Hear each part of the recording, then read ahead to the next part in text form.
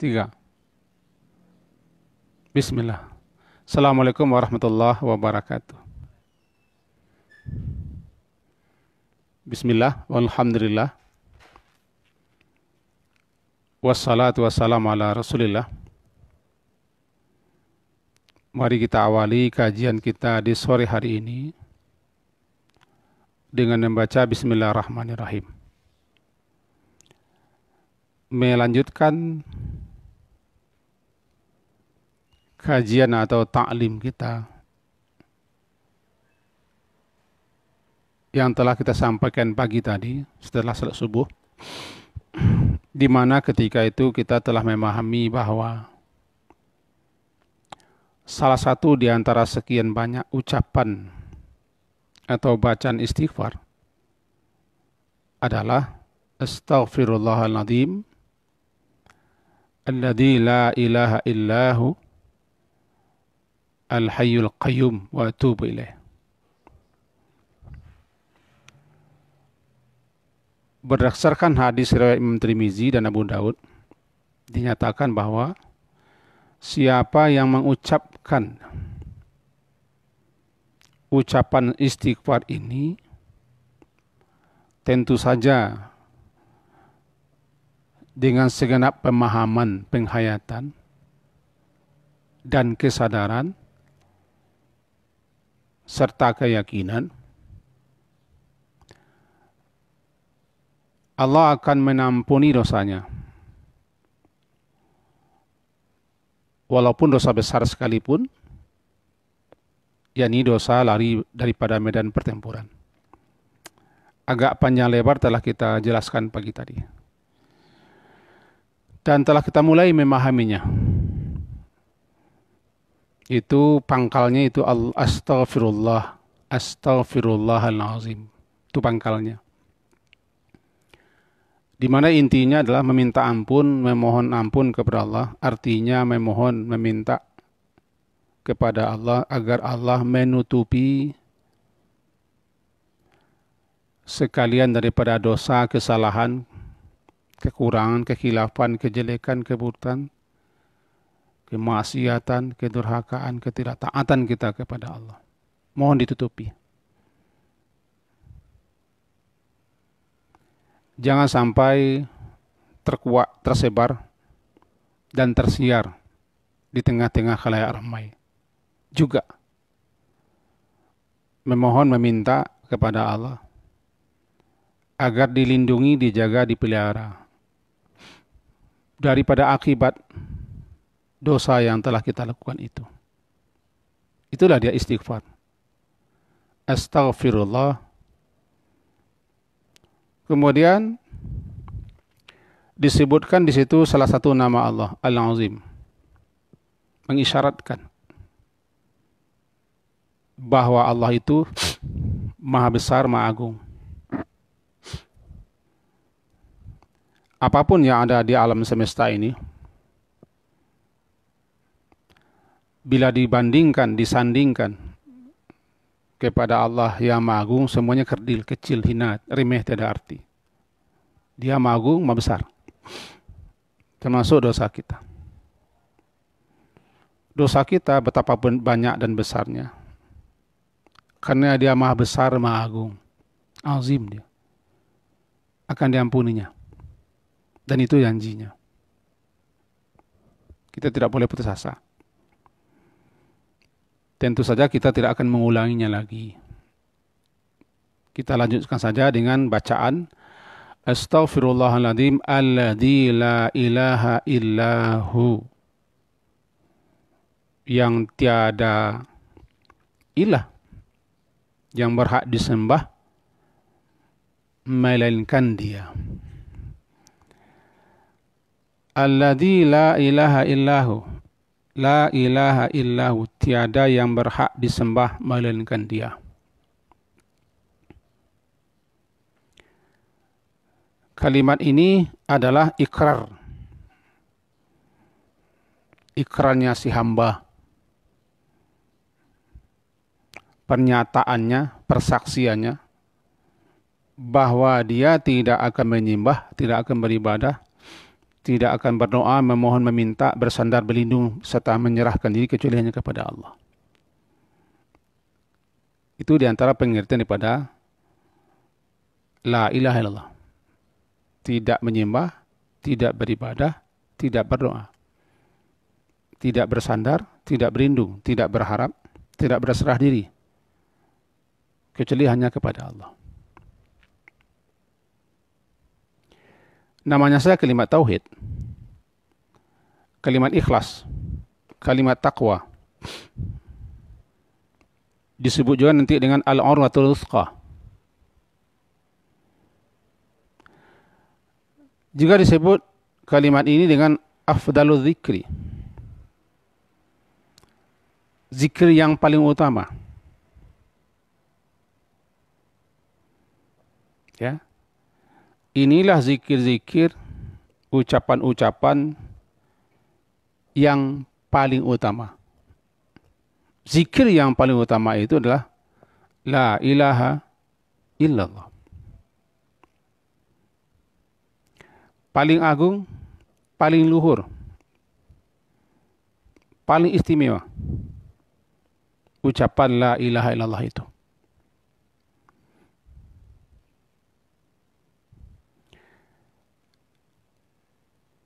Kenapa? Li ajli hadhil kalimat khuliqatil khaliqah. Lantaran kalimat inilah diciptakannya makhluk.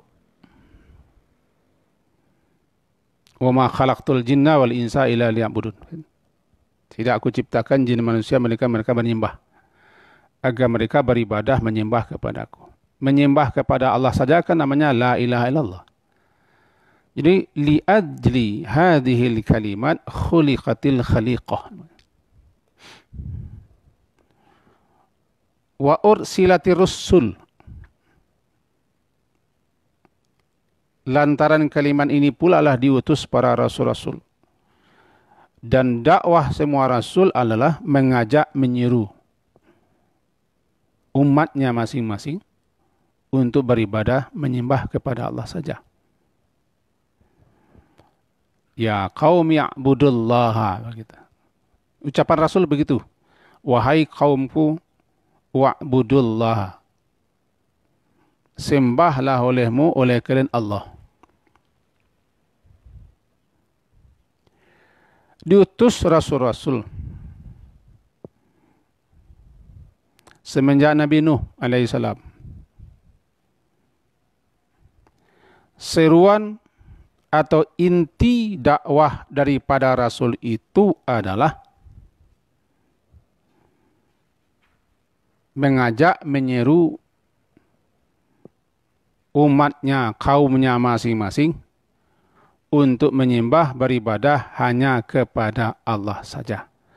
Tidaklah diutus seorang Rasul, melainkan di tengah-tengah umat itu telah terjadi penyembahan, peribadahan tidak lagi kepada Allah. Kenapa diutus Rasul? Karena orang tidak lagi menyembah Allah, tidak lagi beribadah kepada Allah. Mereka telah mengalihkan peribadahan, penyembahan, doa-doa, permohonan, pengharapan kepada Sayyidina Allah. Diutuslah Nabi Nuh. Diutusnya Nabi Nuh sepeninggal Nabi Adam itu. Karena orang di masa itu tidak ada lagi menyembah Allah.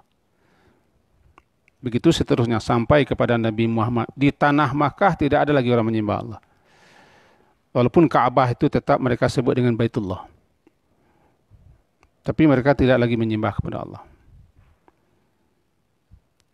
Makanya disebutkan wa ursilatir rusul, diutus para rasul-rasul itu lantaran kalimat ini. Itu kalimat la ilaha illallah. Bahwa tidak ada yang berhak untuk diibadahi, disembah kecuali hanya Allah. Dan juga unzilatil kutub, ya kan? Diturunkan kitab-kitab samawi sebagai pedoman, sebagai petunjuk bagaimana mestinya umat manusia ini menyembah, beribadah kepada Allah. dengan kalimat ini, iftarakan nasu, terpecah, terbelahlah manusia kepada mukmin dan kafir. Yang mengucapkannya mukmin atau muslim. Yang tidak mengucapkannya dan yang tidak mengikrarkannya kafir. Jadi apa yang membedakan kafir dengan muslim? Kalimat ini. Kalimat la ilaha illallah itu.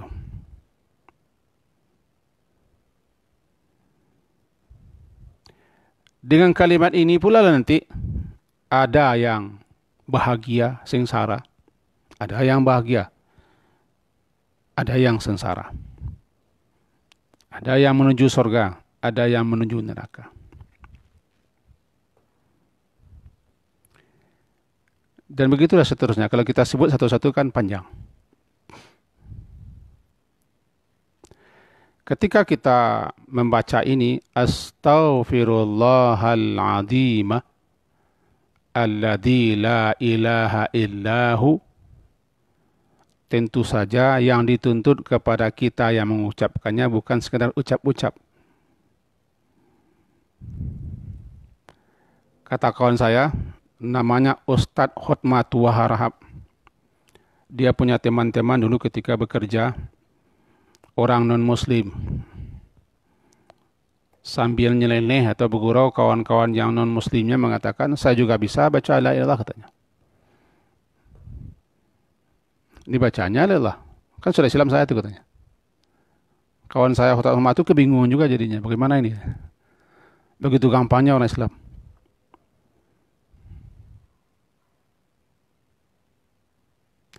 Kalau hanya sekedar mengucapkan la ilaha illallah kemudian orang sudah Islam, nanti orang merolok. Itu makanya para ulama berdasarkan ayat-ayat dan hadis-hadis tidak hanya sekedar mengucapkan, tapi meyakini, memahami, meyakini, dan mengerti dia apa yang diucapkannya itu. Karena dia dituntut dia setelah itu. Makanya ulama membuat 7 syarat diterimanya pengakuan la ilaha illallah. Syarat pertamanya ilmu. Al-ilmu bimaknaha nafyan wa itsbatan. Al-munafi lil jahl namanya. Mengilmui atau memahami apa makna ucapan ini. Mengilmui apa makna ucapan ini, baik nafinya ataupun isbatnya. Apa nafinya? La. Apa isbatnya? Ilallah. Ilmu lawan daripada jahil, bodoh. Jikalau hanya mengucapkan tanpa tahu, tanpa sadar apa yang diucapkan, beliau juga bisa mengucapkan. Ajarlah beliau. Dia bisa menyebutkan. Tidak. Si pengucap, orang yang menyatakan ucapannya, dia paham. Dia mengerti. Dia menghayati. Sadar dia apa yang diucapkannya. Jadi bukan asbut. Apa yang mesti diilmuinya? 2 saja. La 1, illallah 1. La itu menafikan, menidakkan. Bahwa segala sesuatu, apapun yang disembah, apapun yang dibadahi, apapun yang diangkat, diakui sebagai Tuhan, semuanya la, tidak ada. Itu namanya nafi. Tidak ada semua. Apapun yang dipertuhan, atau yang disembah, yang diibadahi, yang kepadanya diajukan permohonan, doa-doa, puja-puja, pengagungan, penyanjungan, semuanya itu la. Kenapa? La nafi lil jinsi. Tidak ada. Orang harus mengilmui ini. Berarti apapun yang disembah oleh makhluk, yang dinyatakan dan dianggap sebagai Tuhan, itu tidak ada. Tidak ada. Itu nafi. Istilahnya mengosongkan. Setelah itu, baru penetapan isbat. Illallah. Kecuali Allah. Tidak ada, la ma'buda bihaqqin, tidak ada yang berhak disembah secara benar, dan yang benar-benar berhak disembah, melainkan Allah saja. Wahdahu la syarikalah. Si pengucap, orang yang menyatakan ini, dia harus mengerti itu. Dia harus memahami itu, menghayati itu, mengilmui ucapan itu. Udah ada orang muslim dapat ini. Bisa dia baca. Itu yang pertama. Halo. Jadi ucapan astaghfirullahaladzim alladzi la ilaha illahu, kita yang membaca sebagai zikir, sebagai istighfar, juga harus paham ini.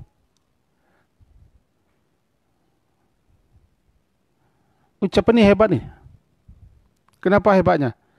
Dosa besar pun lantaran ucapan ini diampuni. Jadi kan bukan sekedar ucap, bukan sembarang baca. Astagfirullah, aku minta ampun kepada Allah. Apa itu minta ampun? Karena kita salah, kita berdosa, kita melanggar, kita durhaka, kita maksiat, kita tidak taat. Lalu kita minta ampun kepadanya. Dia yang Maha Pengampun. Allah itu Maha Pengampun. Minta supaya ditutupinya dosa kita, kesalahan kita. Minta kita dijaga, dilindunginya. Karena dia Maha Besar. Lalu apa lagi? Memahami Allah yang Maha Besar itu. Tiada yang berhak disembah kecuali dia. Selama ini kita lalai menyembahnya. Abai, durhaka, membangkang kepadanya. Nikmatnya dimakan. Buminya dipijak. Rezekinya kita pakai. Dan segala macam. Sementara kita durhaka, bangkang, maksiat, dosa, melanggar, tidak taat, tidak patuh. Lalu astaghfirullahaladzim alladzi la ilaha illahu. Bahwa dia yang berhak disembah itu telah kita durhakai. Kita telah bangkang. Tidak sama dengan bangkang durhaka kepada makhluk. Karena yang kita bangkangi, kita durhaka itu adalah Allah. Allah yang satu-satunya berhak disembah. Dia pencipta kita. Segala sesuatunya tidak ada yang berhak disembah. Tempat kita mengadu, tempat meminta, tempat memohon, tempat berdoa, tempat curhat, tempat bersandar, berserah diri. Itulah la ilaha illallah. Karena dalam kata-kata ibadah itu terkandung doa. Ulama juga menjelaskan, la ilaha illallah itu salah satu pengertiannya tidak ada tempat kita mengadu. Tidak ada tempat kita berdoa, berlindung, berserah diri. Kecuali hanya kepada Allah. Jadi yang pertama syaratnya menurut para beliau-beliau ilmu. Mengilmui ucapan la ilaha illallah atau la ilaha illahu di sini. Mengilmuinya. Ilmu itu lawan bodoh. Jadi kaum muslimin tidak boleh bodoh dalam kalimat ini. Fa'lam annahu la ilaha illallah. Wastaghfir li dzambik walil mu'minina wal mu'minat. Fa'lam kan perintah itu. Maka ketahuilah, perintahlah. Artinya wajib kamu berilmu. Apa yang kamu ilmui? Annahu la ilaha illallah. Bahwasanya tiada yang berhak disembah melainkan dia. Ilmu itu. Bukan hanya baca saja. Ilmu itu. Fa'lam annahu la ilaha illahu. Setelah itu Nabi diperintahkan wastaghfir li dzambik. Minta ampunlah kepada Allah atas dosa-dosamu. Juga mintakan ampun kepada Allah, kepada dia. Dosa-dosa orang-orang mukmin laki-laki dan mukmin perempuan. Kenapa begitu? Karena kita banyak lalai, banyak lengah, banyak abai, banyak maksiat, banyak durhaka kepada Allah yang berhak disembah itu. Supaya jangan berpanjang-panjang, kita ringkas.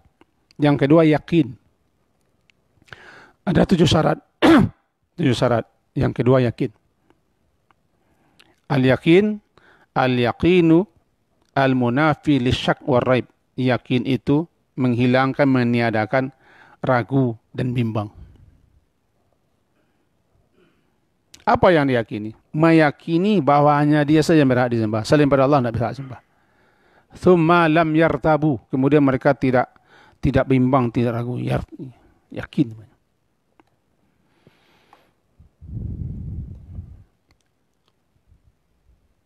Yakin puncak iman.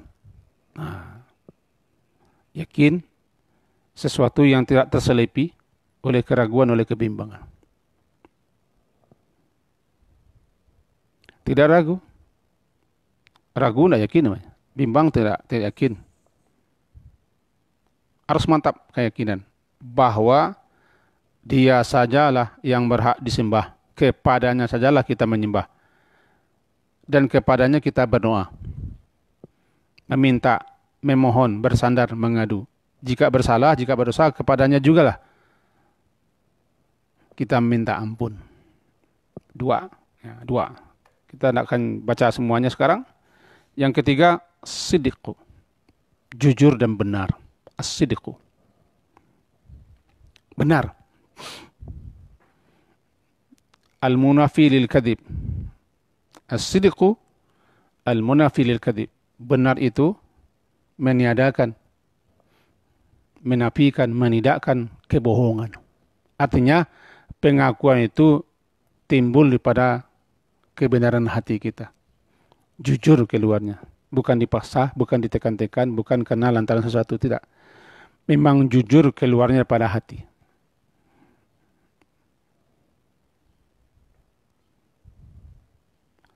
Lawan daripada bohong. Bohong itu ada yang bohong di mulut, ada yang bohong di tindakan. Bohong di tindakan adalah pengakuan kita tidak kita lanjuti dengan penyembahan kepada Allah. Itu bohong dalam tindakan namanya. Pengakuan kita atau pernyataan kita tidak kita ikuti dengan menyembah Allah, dengan beribadah kepada Allah. Tidak. Yakin. Kita sebut saja sekarang 3 buah ya, 4 buah saja. Setelah yakin, setelah sidik ya, jujur ya, namanya ikhlas ya. Ikhlas. Apa itu ikhlas? Ikhlas itu kan menafikan kesyirikan dan riya.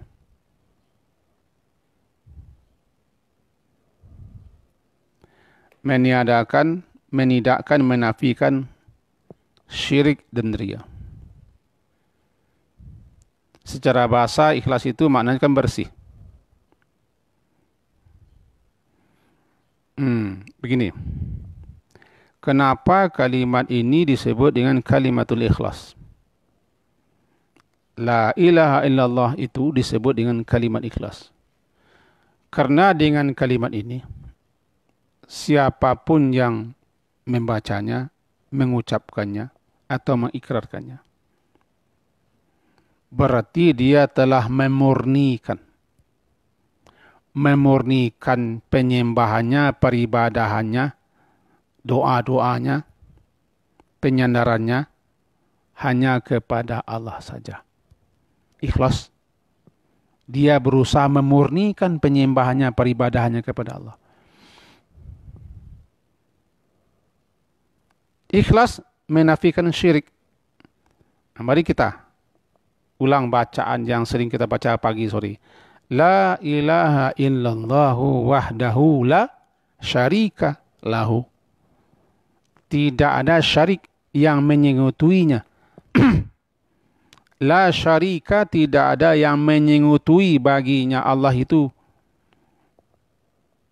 Apa? Menyekutuinya dalam keberhakan disembah. Kepantasan untuk diibadahi. Tidak ada. Karena yang berhak, yang pantas, yang patut untuk disembah itu hanya dia saja. Tidak ada yang menyekutui keberhakan itu untuk disembah. Syarik, la syarika. Persekutuan syirik yang menyekutui syarik. Orangnya mengutukan musyrik. Ya kan? Jadi wahdahu, di wahdahunya itu ikhlasnya. La ilaha illallah wahdahu. Wahdahu itu ikhlas. Karena wahdahu itu kan satu-satunya. Satu-satunya, murni satu-satunya. Bahwa dia saja yang berhak diibadah, disembah, diibadahi. Kepadanya saja kita mengadu, minta tolong. Berdoa, berlindung, pasrah, berserah diri, tawakal, dan seterusnya. Wahdahu. La syarikalah kan penegasannya. Ini ikhlas. Ini sudah 4 ini. Sudah 4. Kita cepat saja. Yang 3 lagi kita cepat saja. Apalagi mahabbah. Apa itu mahabbah? Cinta. Cinta al-munafi lil bughdi wal karh. Cinta itu meniadakan kebencian. Meniadakan kebencian. Artinya si pengucap, orang yang mengikrarkan kalimat ini, orang yang menyatakan kalimat ini, dia cinta dengan kalimat ini. Karena kalimat itu menunjukkan, menyatakan bahwa hanya Allah yang berhak disembah. Namanya mahabbah, kecintaan. Kecintaan kepada Allah, kecintaan segala sesuatu yang menyatakan bahwa hanya Allah saja yang berhak disembah. Kecintaan kepada siapa saja yang menyembah Allah. Itu sumber cinta. Menyembah Allah itu tidak terpaksa. Itu makanya beriman itu tidak ada paksaan. Islam tidak ada paksaan. Karena paksaan itu tidak cinta. Kalau kita renungkan ibadah, ibadah itu dilaksanakan dengan kecintaan. Bukan dengan ketakutan.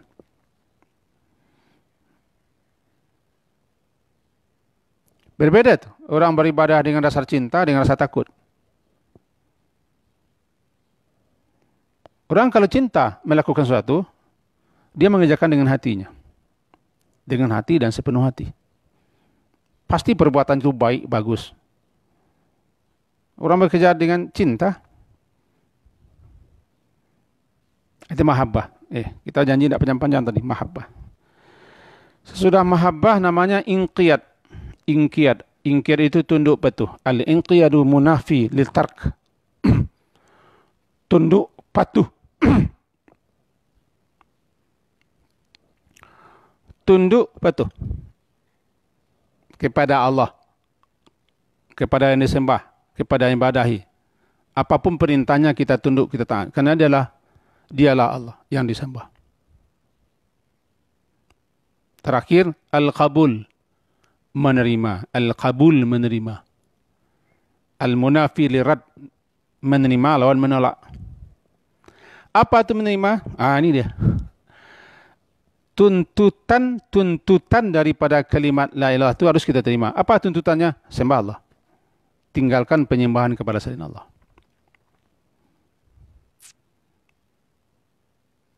Sebab betapa banyak orang baca la ilaha tapi dia tidak menyembah Allah. Dituntut bagi siapa saja yang mengaku bahwa tiada yang berhak disembah kecuali Allah, dia menyembah Allah. Dan dia tinggalkan penyembahan kepada selain Allah. Dia tinggalkan ibadah kepada selain Allah. Dia tinggalkan doa-doa kepada selain Allah. Nah, kita hubungkan lagi dengan yang awal. Astaghfirullahaladzim alladzi la ilaha illahu. Aku memohon ampun kepada Allah. Artinya, aku meminta kepada Allah agar Allah menutupi dosa-dosa, kesalahan-kesalahanku, sekaligus memohon agar Dia memelihara dan melindungi serta menjagaku di masa yang akan datang, dan juga daripada akibat dari dosa yang telah aku lakukan. Kepada Allah, Allah yang maha besar, Allah yang maha agung.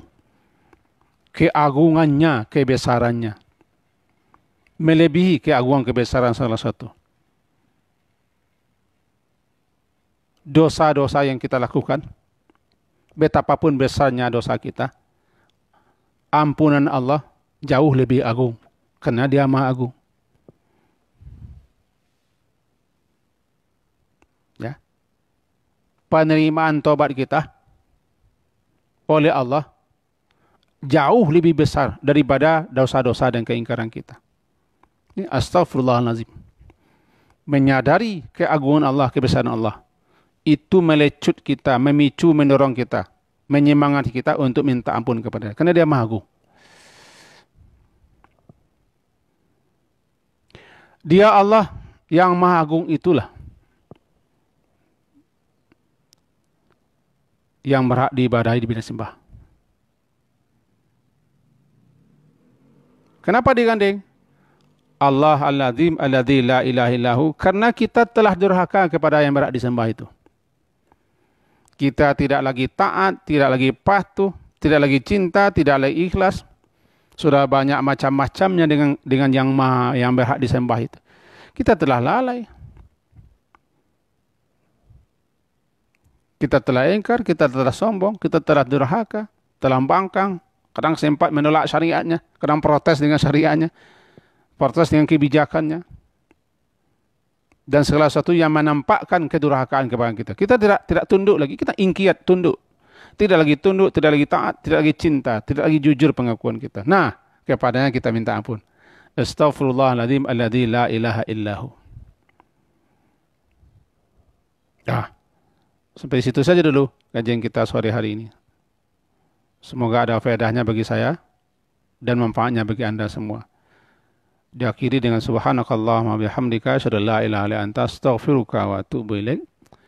Sallallahu ala Muhammadin wa ala alihi wa sahbihi ajma'in. Alhamdulillah. Assalamualaikum warahmatullahi wabarakatuh.